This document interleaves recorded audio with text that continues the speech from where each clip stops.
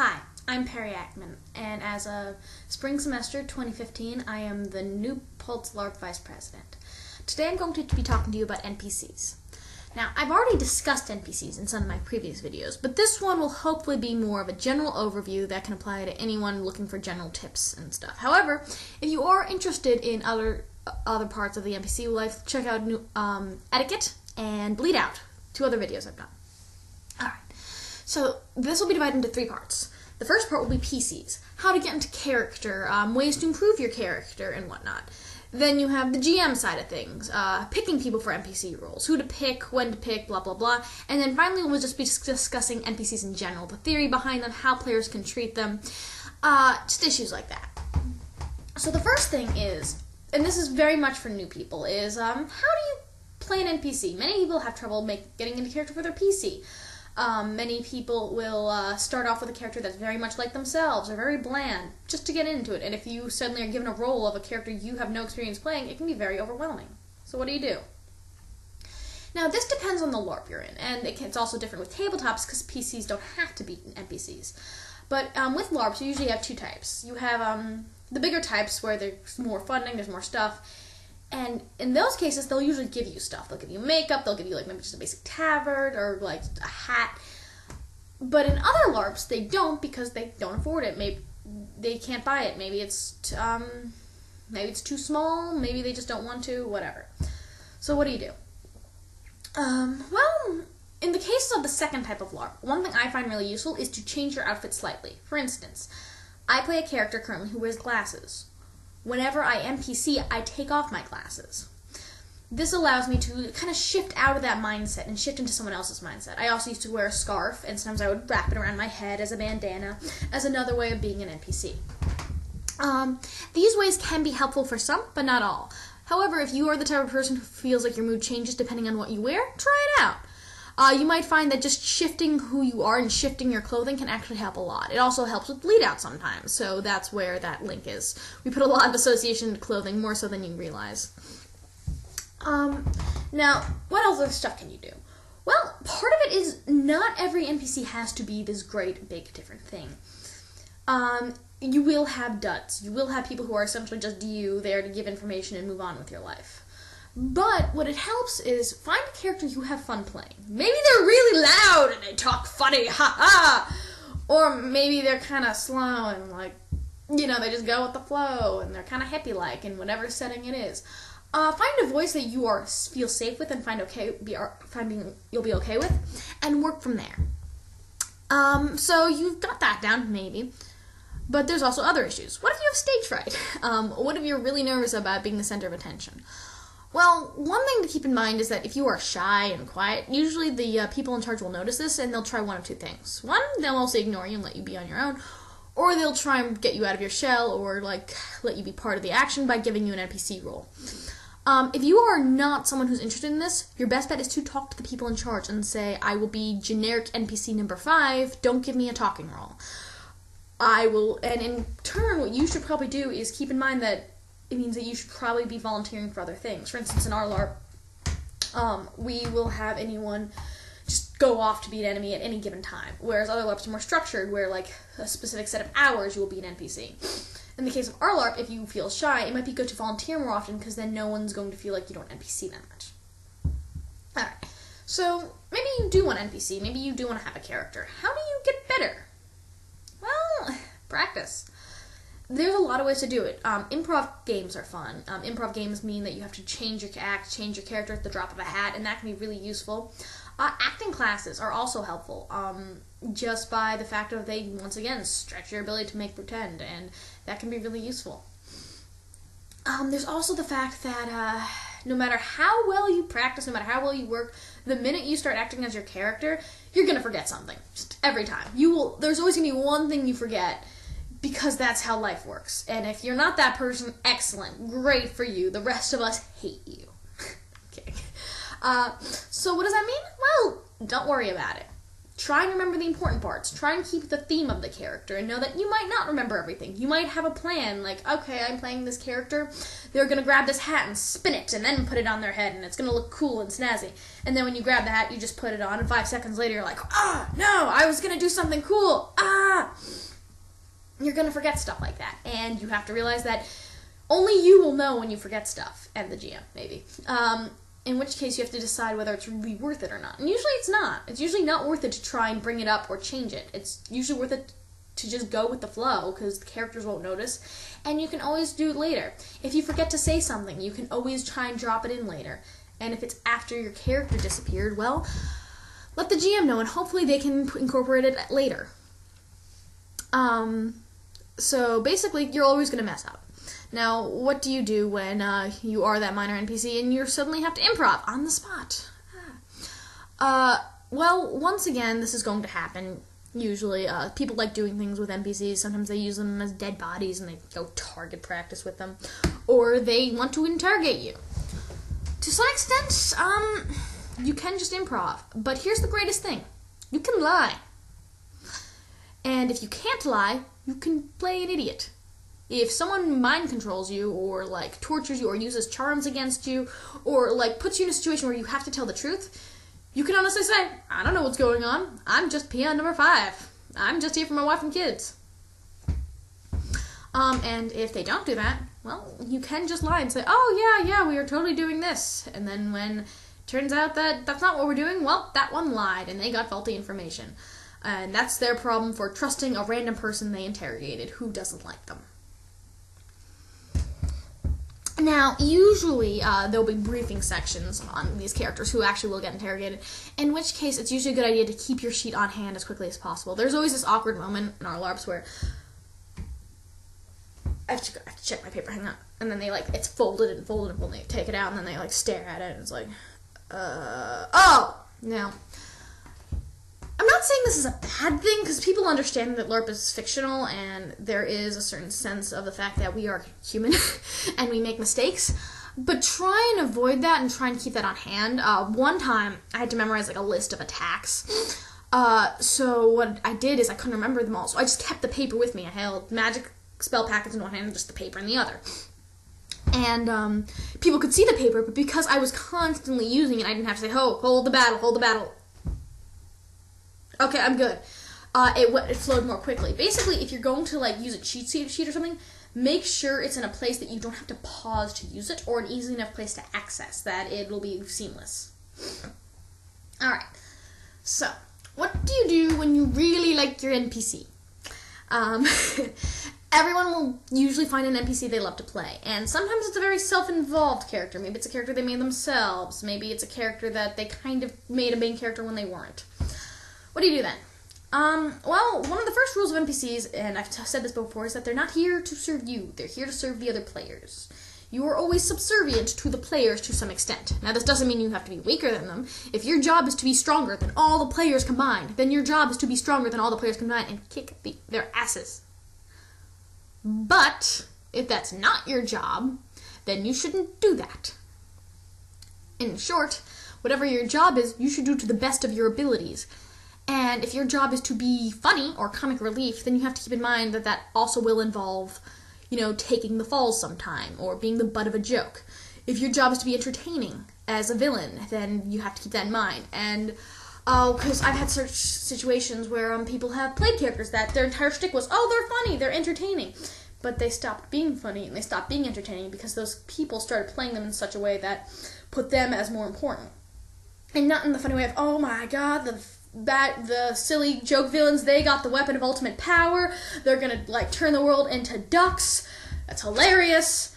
No, it was more of a case of, they're here in the background, and now they're not leaving, even though we need to move on to the next plot point, and we have a limited amount of time, and they were supposed to leave, and we have other plot to do, and we have this touching moment that we had planned, and they're just here making a mess of it. And not because the players want them there, not because the players brought them along, because those people decided as NPCs to come along and ruin the moment. Now, in some cases, this can be okay. There's never a case in LARP where something is always 100% wrong. However, if you are not extremely skilled, and I mean top tier skilled, you probably don't know where that line is, so it's a better idea to not step on other plans as an NPC. As a PC, you have the liability to do whatever you want. If you want to go and charge head first while someone's making a dramatic speech, that's your right because you're a PC. NPCs can't do that. That's the difference. And if you really want to change that, consider what you're doing with the LARP in general. Why are they an NPC in the first place if they're having this much stuff? If it's supposed to be a character arc, well then congratulations, it's been planned by the GM, in which case this is all, pointless. Point is that you shouldn't get too attached to your characters to the point that they ruin the rest of the people's fun. Alright.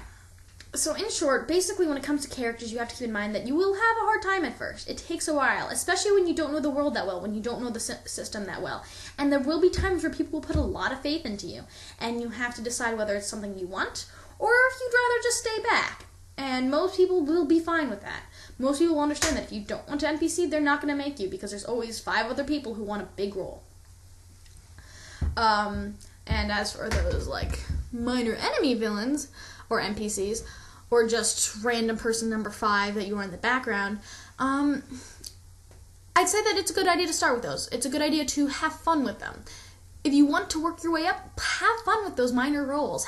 Be like a really loud and annoying generic bad guy so that people remember you. Within reasonable limits, of course. Basically, work your way and practice and just have fun role-playing, and eventually you'll find that it's not that hard to play a character. And if it is, then maybe it's not for you, and that's fine. NPCing isn't for everyone, especially the fact that once you do eventually establish yourself, you'll probably get typecasted anyway, so... Alright, so in short, don't get attached, don't worry about forgetting stuff, and practice. And luckily for you, if you're already LARPing or tabletopping, you are probably already practicing by the act of role-playing your own PC, so it's actually kind of, more easy than you might think. And just don't show shame. Kind of dive headfirst into it. So, our second topic is GMs. What do you do when you want to pick a person? So, there is a benefit to picking new people for NPCs. It can really make them feel important to the world, and it might give them a reason to come back. I've known multiple people who've gotten a big role in an NPC, and as a result, it's really made them stick around much longer than they would have, or stick around to this day. It makes them feel important, it gives them a context, it makes them feel like they have a say in the world. So what do you do when it fails? Because you try and give it to a new person, they mess it up, and it destroys your plot. Unfortunately, as a GM, there is literally nothing you can do about this. You can keep an eye out on who you want, and you can try and, get really good at telling who wants to be an NPC and really good at telling who just doesn't want to do anything. But at the end of the day, not every NPC you send out there is going to be successful. Unless you play all of them, in which case that's boring. Because we can't have, other people get a chance. So you always have to keep in mind that at some point, one of your NPCs might not do what you want them to do. And you have to prepare for that. So what might be a good idea is, yes, to have some people you know who are successful at NPCing. Have some people who you know for a fact will do what you tell them to do. And just keep them on hand. Keep them in mind. If another NPC goes and says something wrong, then you can always have them show up as a different NPC and be like, what are you doing? No. The main key, though, is to not stop the game itself unless it's very, very, very, very severe. Like if someone makes a really horrible, joke that just is inappropriate. Or maybe if there's no cursing, they start cursing up a storm. Obvious stuff. But even then, it's a good idea to not stop and accommodate down the line. Basically, players should never see the strings that control their world in any way. It's usually hard to avoid completely, but the less strings that show up, the better. There's also the fact of casting people. So let's say that you have a group of people who are all eager to play and all want their chance. So you don't have to worry about anyone getting stage fright or freaking out, whatever. What do you do when you say have a really pretty character you want someone to portray? Do you go with someone who is conventionally attractive? Or do you go with someone else who might have the better acting skills? Or someone who normally wouldn't get a role like that because they're not conventionally attractive? This can be sometimes easier done when you have time and resources, so you can, put them in whatever you want them to. If you put anyone in a dress, they're probably going to be seen as more of a pretty archetype as opposed to someone who might just be in t-shirt and jeans. That's basic stuff. But there is this degree of who do you pick? Who do you pick for the tough characters? Who do you pick for the evil characters? And it's very easy to typecast people for this. For For instance, I am 5'4", and I'm short, as a result, compared to a lot of the men in our LARP who are very tall. So I will usually play, like, younger people. I have played 12-year-olds before, and I put on, the 12-year-old voice. That's not a 12-year-old voice, and stuff like that. However, it's harder for someone to accept the idea of, say, one of my friends who's 6'4.5" being the same age. Also, there's the fact of I've played men before, but most of my male friends have not played women. Is this a bad thing? Well, it can mean that there's limited roles for people who might want to do something else. In some LARPs, there is a rule that you can only play what you are. I could never play someone who's, like, a man. I could never play someone who's super tall. I couldn't play someone who's old. And these rules can work to a certain extent. It definitely makes it easier to be immersed because what you see is what you get. But there's also this thing of it can limit creativity. It's very much a double-edged sword, and it's important to keep in mind that no matter what you do, something is going to happen and is going to throw a complication into it. So, when you have the whole idea of who do you pick for, like, the pretty character or the strong character, it might be a good idea to go with someone who's not expected, to a certain extent. Unfortunately, sometimes it can ruin it. Many times, if a man plays a woman in a LARP, it'll be seen as a joke, which is very unfortunate and very transmisogynistic, but you can't do much about that. And you have to realize who you're playing with. So you do have to keep in mind that if your audience is the type of people who would laugh at a man, playing a woman, you should probably, avoid that. And it's because, the audience is not ready for it. However, if you know that they're fine with it, then go for it. Try and have that equal opportunity casting. For instance, right now we have a character in my LARP, who wears a dress and is played by a cisgender guy, and his character is non-binary. And it is this very interesting thing where it's very respectful, everyone understands it, and no one laughs at it. So it really just depends on the audience you have. Now, the reason why I brought up pretty characters, and this is just a thing, is LARP can actually be a huge toll on people's self-esteem, especially when you pick the same people over and over again. Like, if you always have a suave, attractive, elegant character, and the same person always plays them, the other people, and I'm not saying one character, I mean 50 characters, all with a similar personality, other people might end up getting jealous, might be getting annoyed, and part of it can just be the pettiness of, oh, well, I want attention, but it can also be essentially you saying, you are not good enough to be this character. You are not good enough to take on these attributes that I hold subjective in my art. So when you cast people for roles, you should always make a point to try and, consider people you don't normally consider. And yes, sometimes there are people who will, fall into it. If you want the really tough fighter, then yes, you should go with the person who is naturally the tougher fighter. If you want someone to be big and hulking, you should probably go with someone who is big and hulking. But it never hurts to consider casting alternatively based on acting skills alone. It depends, once again, on the type of LARP you're in, but you'd be surprised what people can imagine if people accept it. And one of the characters I play is the Queen of the Trolls, and she is 20 feet tall. And, I'm, like I said, I'm 5'4", but to a certain extent, once it was established that was my character, people treated me as such, and no one had any issue transitioning to this. And because I wasn't ever a combat NPC, it was also easier because all I had to ever do was, invoke some keywords of, power and stuff, and, people would know, oh, she's powerful. Even if the person playing her is not. Basically, in short, there can be a lot of nuances and issues to picking people to play characters, and what you have to keep in mind is that there's no right answer and there's no wrong answer, and sometimes picking the person who's best for this role is not always a good idea, especially if one person is playing 50 different characters. It especially makes it awkward if these characters ever need to interact. Alright, so now we go on to NPC attributes. This is a bit more theoretical and a bit more... It's still related to GM stuff, but PCs should also keep this in mind, because they might accidentally metagame in the sense of... How do I put this? Okay. I set up a scene, and you walk into a bar, and I specifically have an NPC playing the bartender. What's everyone going to do? Talk to the bartender. Or, at least to some extent. Some might say, oh, well, I'm going for the drinking game.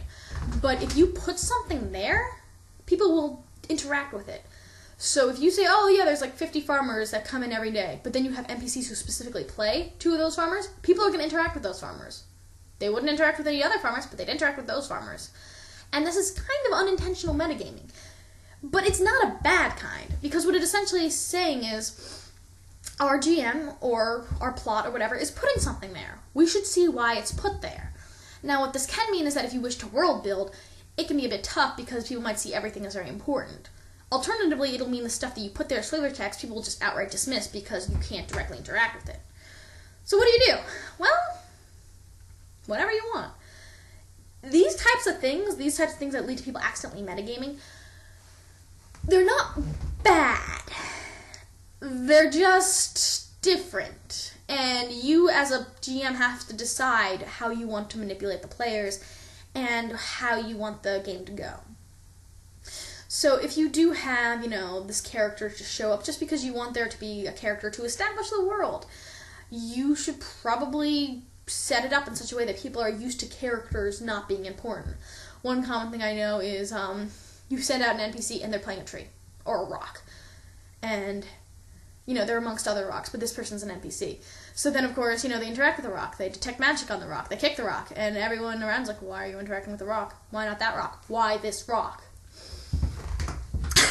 Now, these types of things can be good because it can teach the players that, nothing is inherently important, but it can also mean that they might completely ignore what actually is important. And that has to be something you need to decide whether you want that feel or not. If you want that aesthetic of, this is a huge interactable world and, everything goes, and you might not find the main plot hook for, hours. Or if you want something more streamlined. And depending on time, scope, and general plot, and just amount of people. Because, one person not caring about a person's story is one thing. If there's 50 people, one of them's going to care. You have to decide the type of story you want. But what this means is that when you do add an NPC, people are going to hold them to a certain degree of importance. For better or for worse. It also might mean that they might just kill them. Because, this is a warm body that's been put in front of them, thus they need to die, as opposed to the 50 people that is assumed to be in the background. Also, since they're an NPC, they'll die, as opposed to, well, that person's a PC, so if I killed them, that'd kind of be a jerk move.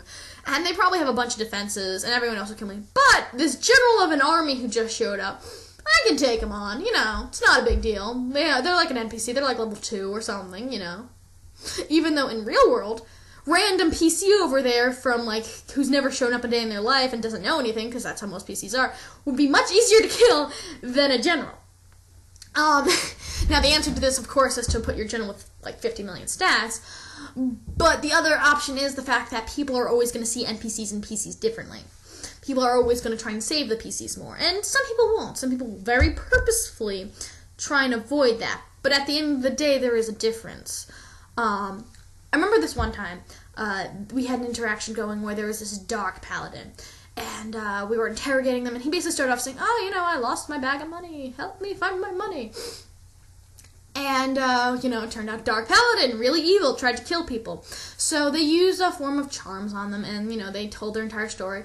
And one of the older LARPers came and executed him, because Dark Paladins were illegal. And as he was leaving, I heard them talk out of character, and he said, hey, that wasn't a player character, right? And someone said, no. And he said, oh, thank goodness. Oh, I would have felt so bad. And then they just continued on their way. So even if people do make an effort to treat characters the same, there is this certain layer of NPC versus PC, and you should try and manipulate it accordingly. Now, is there anything else that's different about NPCs? Yes. We will always believe NPCs. Now, I'm not saying this in general. If I say, oh, help me, I'm an NPC, my cat is stuck in a burning barn, oh, no, the whore, and then I take you to the burning barn, and I said, surprise, I'm a bandit, haha, this was actually a trap, haha. Players are going to expect that. Players don't expect people to say that amount of truth. However, if I say, oh, I'm an NPC, and I'm a farmer, woo, and I'm here to tell you that, well, my side of the country is very poor. Statistically, we are the poorest country. They'll actually believe that. Basically, when it comes to world building, since we don't live directly in that world, when NPCs give world building, we'll believe it. We will believe the stuff that's like, especially if there's no mechanical version of it, or if it's something they don't know really well. So, for instance, say you have a spell, and if you don't have magic, then just substitute something else in it, I don't know. And you know for a fact that it costs 1 mana, or 1 power, or 1 spell packet, or just 1 unit of spell to create a light. Now, so if an NPC comes along saying, oh, it costs 50,000, you know they're lying. But if you also know that there is a bunch of people who can make rituals to like summon demons, but that doesn't exist in the system, it's like a generic NPC thing people do so that you can fight demons, then if someone says, oh, well, it takes about 20 people for a demon to be summoned, well, you'll probably believe them, even though they might have no basis for this to be true. They might be wrong. So, once again, this is something to keep in mind for the players as well as the GMs, because unfortunately, no matter what the GMs do, the people don't exist in the real world. They're going to trust the NPCs to a certain extent, especially if they're plot hooks. So even if it says, oh, well, I want you to help save my kitten from the barn, they're going to fall for it because they want to see what happens next. And even if they don't, there is this certain degree of, well, they're NPCs, so we need to interact with them until the end of their interaction. And so they might end up with incorrect views or, like, extended interactions that would normally not exist, as I said before. But the main point of it is that you have to be very careful with what they say. And you can decide 2 things with this. 1, it's the player's fault. If they want to believe random farmer person that they, like, and their expertise on demon summoning, that's their problem. Or you can specifically desensitize them from that by specifically setting up situations where NPCs are wrong. Or you can play with a mix of both, where you don't have NPCs say too much, or you just have other PCs who you know for a fact will, like, contest them. So, instead of them having one view that's wrong, you have multiple views. So, you'll say, well, you need 20 people to summon a demon, and the capital of this country is Negmadar. And then, if you say a bunch of stuff like that, people will realize, well, that's right, but that's definitely wrong. So maybe what else they're saying is wrong? This seems sketchy. In short, making sure that people aren't inherently just wrong on stuff that there's no way to reliably prove can help people realize that NPCs don't always tell the truth in the smaller things. Alright, so here's the next issue with NPCs, and I brought this up before, is NPC number 5 gets interrogated, and this person's a good role player. So they spin a story of how, there's this underground lair of, rat people, and they're coming to kill you because they had no idea what they were doing. So what? And you never planned for rat people. That was never going to be a thing. This was something completely different. But this person just improv'd it, and now everyone is confused and is looking for rat people. That's a bit extreme, but what do you do? In this case, you have a couple options. 1, you say, okay, that person was wrong. I don't know what that person was doing. This person was hypnotized. They're wrong. There are no rat people. Let's move on. Now, this might seem a bit cheap, but once again, characters can lie. Characters can be wrong, and that's sometimes we don't always remember. So it can seem cheap from a player's perspective, even if from an in-roll perspective, it's completely valid. If you do this too much, then it can seem annoying, because then it basically seems like that whenever the players are creative, nothing ever gets done about it, and they never succeed. The other option is to say, alright, that's our plot now. Let's do this. This can sometimes be the more interesting one to do, but can also lead to complete derailment of plots, and if you're not the type of GM who's really good at improving, it can lead to an absolute mess. The final one is a mixture. Maybe they were told one lie, maybe they weren't. Maybe there's a very specific cult of people who think they're rat people, and that can be a side mission of which you have to eliminate, or at least deal with, or send them all to therapy. These tend to be the most successful. It's just a matter of where that line is drawn. Also, if information doesn't reach the GM in time, it can also be very awkward because they might not know there was ever an issue in the first place, especially when there's a much larger setting and there can be a chain of command. So, you have this huge map, and then over here, this person's talking about rat people and plots all the way over here, not thinking there's any issue, and then, 5 hours later, it gets back to them what happened, and then they're just like, what do we do? We've already, set in motion our other plot, and now we have to, scramble together something at the last minute. Now, there is the thing of if you try and accommodate too much, it can lead to, like I said, an absolute mess. So sometimes you will need to just say, this person did not know what they were talking about, I'm sorry.